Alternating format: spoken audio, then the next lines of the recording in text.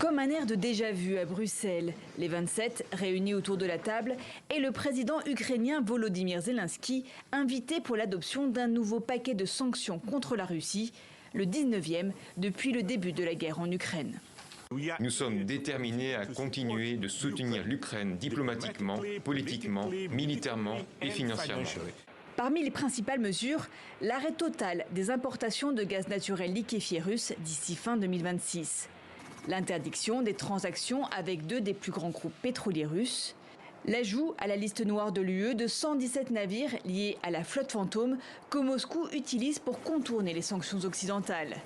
Des mesures contre plusieurs banques et une nouveauté, un mécanisme pour restreindre les déplacements des diplomates russes dans l'espace Schengen. Le 19e paquet de sanctions est très important de la part des dirigeants européens, mais les sanctions américaines sont aussi très importantes. C'est un bon signal envoyé aux autres pays du monde pour qu'ils rejoignent les sanctions.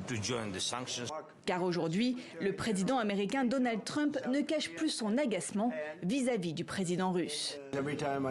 À chaque fois que je parle avec Vladimir, nous avons de bonnes conversations, mais ensuite elles ne vont nulle part. Alors, pour la première fois depuis le retour de Donald Trump à la Maison-Blanche, Washington prend des sanctions. La cible, le groupe public Rosneft et la compagnie privée Lukoil, qui représente près de la moitié des exportations de pétrole russe. Leurs actifs aux États-Unis sont désormais gelés. Les deux géants pétroliers ne peuvent plus faire affaire avec des entreprises américaines.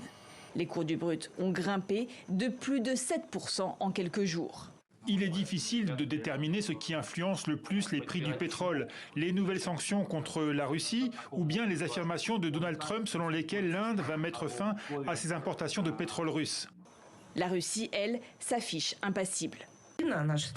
Notre pays a développé une immunité solide contre les restrictions occidentales et continuera à développer avec assurance son potentiel économique, y compris dans le domaine énergétique.